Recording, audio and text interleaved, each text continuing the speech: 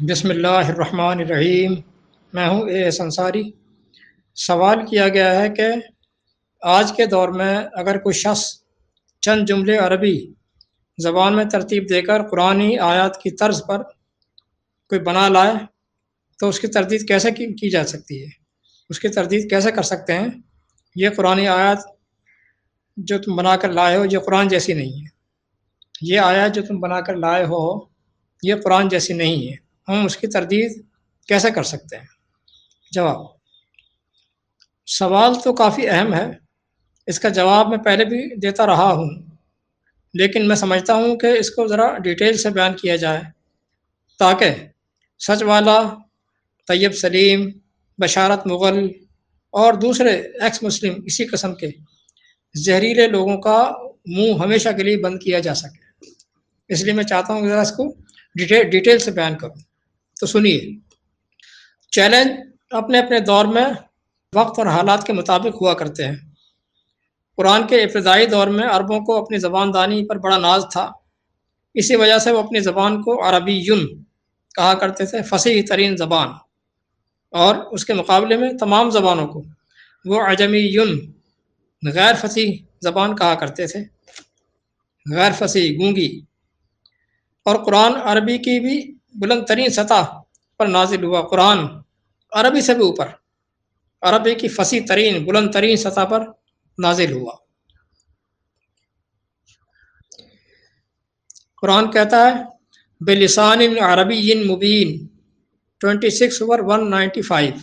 یہ قرآن نازل ہوا ہے عربی مبین کے اندر، عربی مبین زبان ہے، عربی مبین میں، بلسان عربی مبین، عربی اور وہ بھی مبین، ہر گوشے کو بالکل واضح کر کے کھول کر بیان کر دینے والی۔ لہذا شروع میں چیلنج صورتوں پر دیا جاتا رہا۔ صورتوں پر پہلے ایک سورہ کا چیلنج دیا گیا، صورتوں پر دیا گیا، آیات پر تو کبھی نہیں دیا گیا۔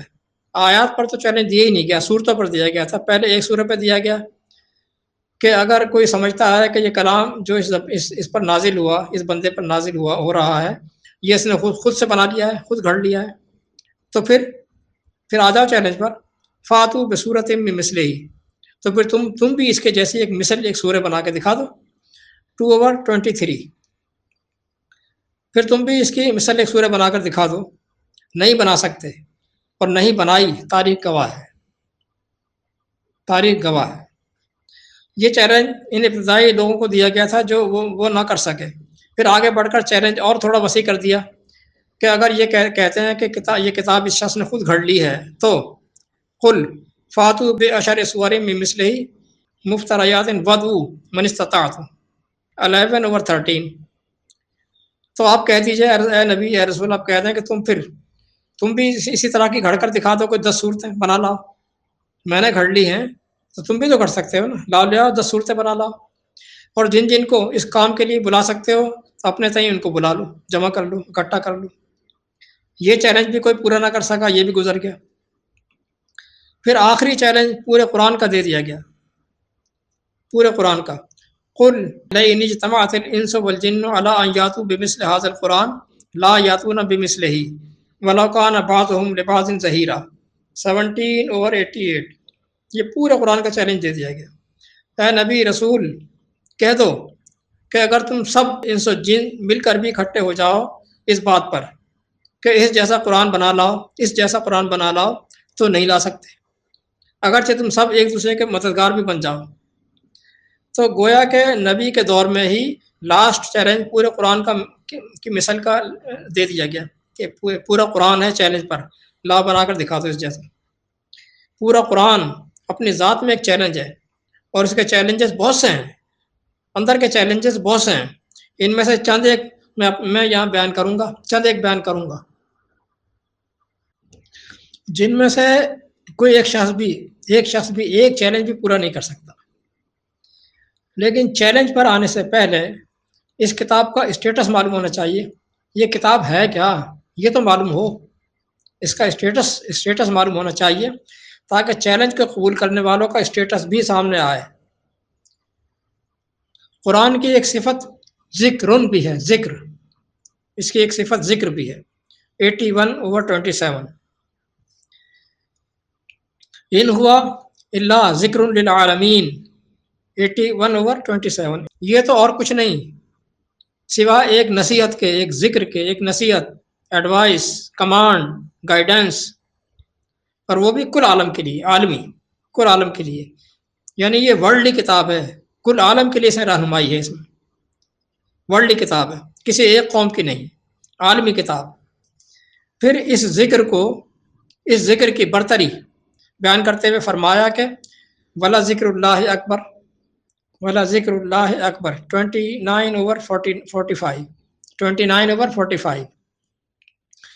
اور واقعہ یہ ہے کہ یہ ذکر یعنی قرآن تو اکبر ہے، اکبر سپرلیٹو ڈگری میں استعمال کیا، اکبر اکبر یعنی جتنی کتب ہیں دنیا میں پائی جاتی ہیں، جتنا لٹریچر دنیا میں پایا جاتا ہے، ان سب میں ٹاپسٹ، ہائیسٹ لیول پر یہ ہے اس کا علمی سٹیٹس۔ لہذا اس چیلنج کو قبول کرنے والے بھی عالمی سطح کے عالمی لوگ ہی ہونے چاہیے۔ ماسٹر لیول کے ایگزام میں پارٹیسپیٹ کرنے کے لیے ایک پرائمری سطح کے بچے کو تو کوالیفائڈ قرار نہیں دیا جا سکتا نا، کہ ہیگل کے فلسفے پر ایک ان پڑھ ریڑھی بان تبصرہ دینا شروع کر دے اور آپ سے سننا شروع کر دے، ایسا نہیں ہوتا۔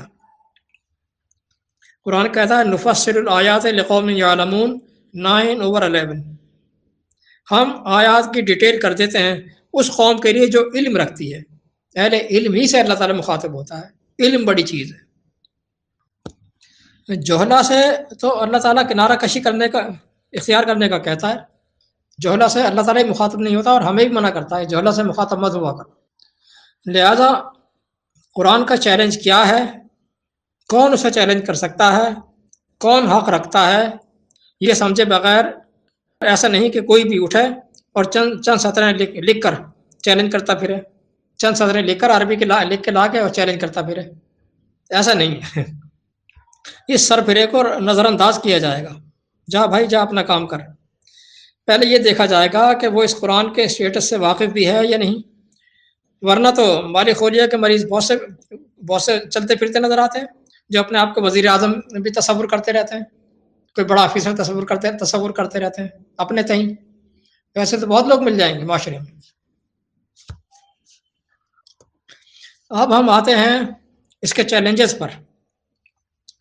آیات کا چیلنج تو اس نے کبھی بھی نہیں دیا، اہل عرب کے اولین مخاطبین کے لیے اس نے صورتوں کا چیلنج دیا تھا، پھر لاسٹ میں عالمی چیلنج جو اس کا آیا تھا شہری اور بدوی یعنی انس و جن دونوں کے لیے، شہری اور بدوی لوگوں کے لیے، تو وہ پورے قرآن کا تھا، پورے قرآن کا چیلنج تھا کہ جس کو کوئی کتاب کی شکل میں بنا کر لانے کا چیلنج ہے کہ بنا کر دکھا دے جیسی کوئی کتاب، قرآن جیسی کتاب۔ 17/88 میں بے مثل حاضر قرآن، 17/88 میں بے مثل حاضر قرآن، اس قرآن کی مثل بنا کر لا کر دکھاؤ، یہ چیلنج دنیا کے محققین اور مفکرین اس پر شاہد ہیں کہ اس جیسے اصول اور ضابطے، سیاسی، اخلاقی، معاشی، معاشرتی ضوابط اس سے بہتر کسی اور کتاب میں نہیں ملتے، اس سے بہتر کسی اور کتاب میں نہیں ملتے۔ حوالہ جات میں پہلے بہت دے چکا ہوں، یہاں ضمناً یہ بات میں نے بتا دی ہے، اس پر میں عمارت کھڑی نہیں کر رہا ہوں، اس کو بیس نہیں بنا رہا ہوں۔ قرآن کا پہلا چیلنج کتاب کے شروع میں ہی موجود ہے، کہتا ہے ذالک الکتاب لا ریب فیہ 2/2، یہ ایک ہی کتاب ہے جو کسی بھی قسم کے ڈاؤٹ سے پاک ہے، ڈاؤٹ لیس، صرف ایک کتاب، ایبسلیوٹلی پرفیکٹ، صرف ایک کتاب ہے۔ دنیا کی کوئی ایک کتاب دکھا دو جو اپنے اندر یہ چیلنج رکھتی ہو، اپنے اندر یہ چیلنج رکھتی ہو۔ ایک اور چیلنج کہتا ہے بل ہوا آیات بینات فی صدور الذین اوتوا العلم 29/49، یہ ایک اور چیلنج آ گیا، کہتا ہے بلکہ یہ تو وہ آیات ہیں جو بینات ہیں، جو محفوظ ہیں ان لوگوں کے سینوں میں جو اس کا علم رکھتے ہیں، جو محفوظ ہیں، میمورائزڈ ہیں، حفظ ہیں، ان لوگوں کے سینوں میں جو اس کا علم رکھتے ہیں۔ سینوں میں محفوظ ہو جانا صرف اسی کتاب کا اعجاز ہے جس کی یہاں بات ہو رہی ہے، اس کانٹیکس میں بات ہو رہی ہے، یعنی انزلنا الیک الکتاب 29/47. یہ اوپر جو ورڈنگ تھی یہ 29/49 کی تھی، اور یہ جو ہے 29/47 کی ہے. انزلنا الیک الکتاب، اس کتاب اور اس کتاب کی آیات کی بات ہو رہی ہے. یعنی یہ کتاب سینوں میں محفوظ رہ جانے والی کتاب ہے، میمورائزڈ ہو جاتی ہے.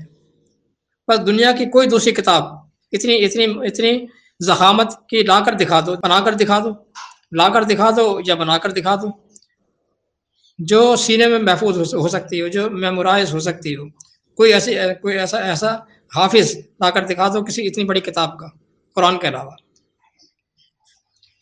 2-4 عربی کے جملے بنا کر چیلنج کر دینا، یہ جہالت کی بات ہو گئی. آپ بناؤ گے قرآن کے ٹکر کی کتاب؟ کون ہے ذرا سامنے تو آئے.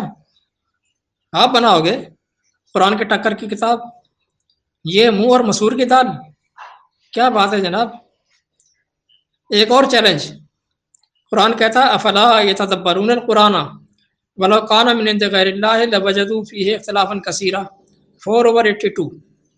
بھلا یہ لوگ قرآن میں تدبر کیوں نہیں کرتے ہیں، غور و فکر کیوں نہیں کرتے ہیں؟ غور و فکر کریں گے تو پتہ چلے گا کس بات کا، کہ اگر یہ کسی غیر اللہ کی طرف سے ہوتی، بنائی گئی ہوتی، تو اس میں یہ اختلاف کثیر پاتے.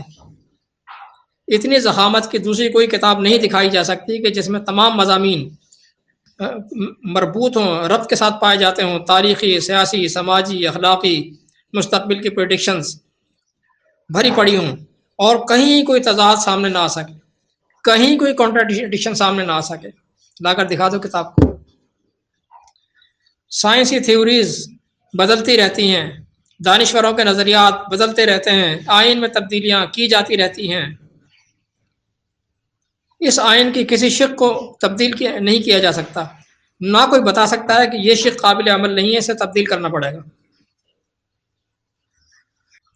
یہ حقائق پر پوری نہیں اترتی، بشرط یہ کہ اسے جہالت کے نظر سے نہیں بلکہ پوری علمی اسالیب پہ رکھ کر، کسوٹی پر رکھ کر پرکھا جائے، بحث کی جائے. تدبر کی شرط درمیان میں لگائی ہے قرآن نے. تدبر تو ہے، تدبر کے بغیر تو کوئی بندہ بھی لاؤبالی پن سے کچھ بھی کہہ دیتا ہے. تدبر. پھر ایک بڑا چیلنج اور ہے قرآن کے اندر.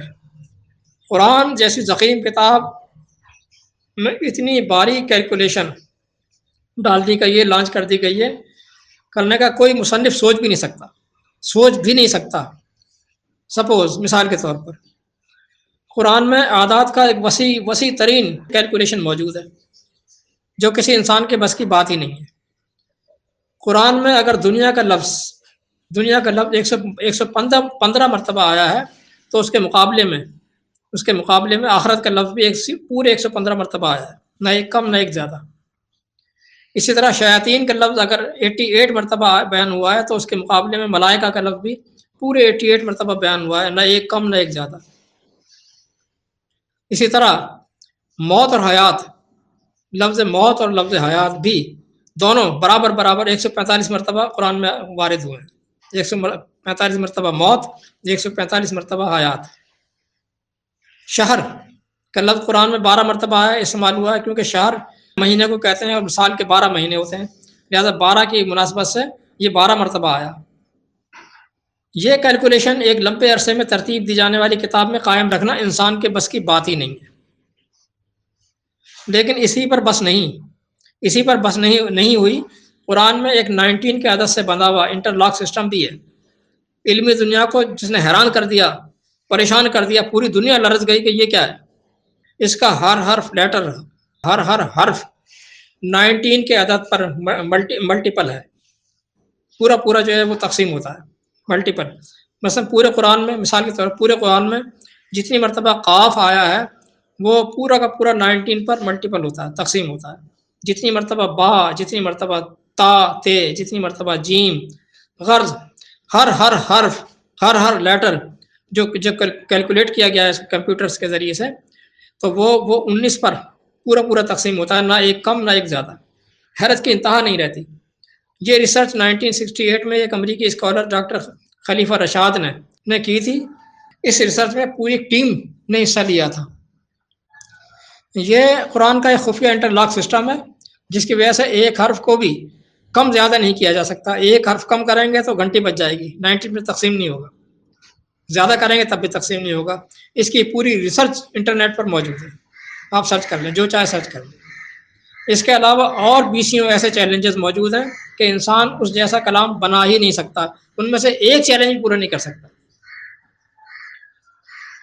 وہ چیلنج جس کو سمجھنا اور جانچنا عام شخص کے دسترس میں بھی ہے, عام شخص بھی کر سکتا ہے. یہ وہ چیلنج ہے کہ دنیا میں کوئی اتنی ضخامت کی کتاب لکھ کر لا کر دکھا دے, اتنی ضخامت کی کتاب کوئی لا کر دکھا دے کہ جو کسی نے زبان حفظ کر رکھی ہو.